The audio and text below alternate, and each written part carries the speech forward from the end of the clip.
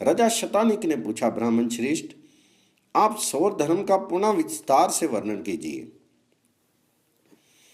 तो समंतो मुनि बोले, महाबाहो, तुम धन्य हो, इस लोक में सौर धर्म का प्रेमी तुम्हारे समान अन्य कोई भी राजा नहीं है। इस संबंध में मैं आपको प्राचीन काल में गरुड़ एवं अरुण के बीच हुए संवाद को पुनः प्रस्तुत कर रहा हूं, आप इसे ध्यानपूर्वक सुने।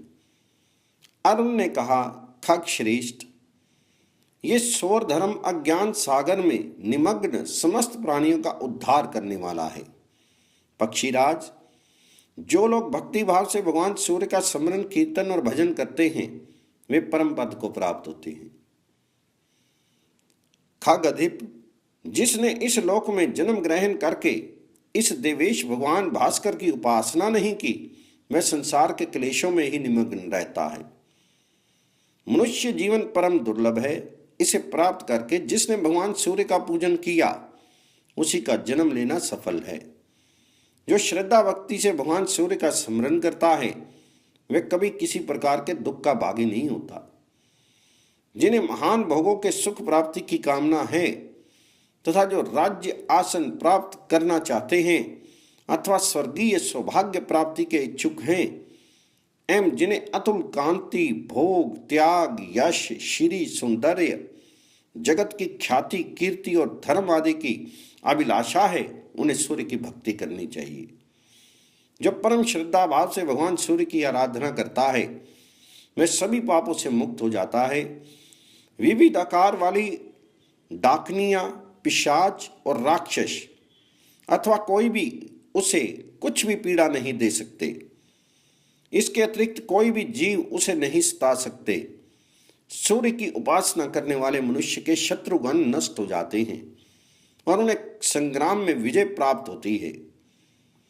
वह निरोग रहता है, आपत्तियां उसका स्पर्श तक नहीं कर सकती।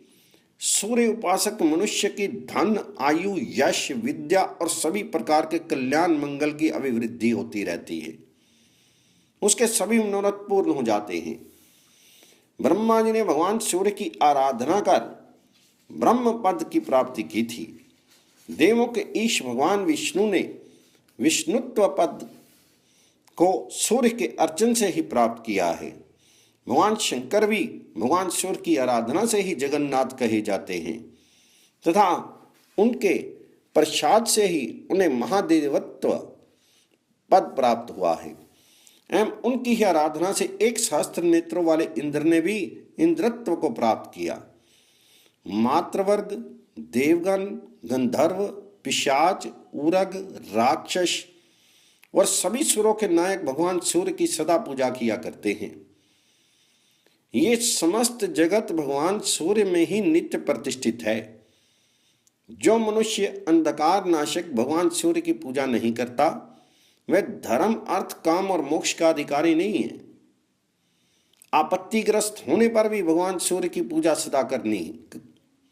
जो मनुष्य भगवान सूर्य की पूजा नहीं करता उसका जीवन व्यर्थ है। प्रत्येक व्यक्ति को देवादिदेव भगवान सूर्य की पूजा उपासना करके ही भोजन करना चाहिए। जो सूर्य भक्त हैं वह समस्त द्वंद्वों के सहन करने वाले वीर, नीति विधि युक्त चित्त, परोपकार परायण तथा गुरु की सेवा में अनुरक्त रहते हैं। वे अमानी, बुद्धिमान, असक्त, अस्पर्धा वाले, निष्प्रिय, शांत, स्व आत्मानंद, भद्र और नित्य स्वागतवादी होते हैं।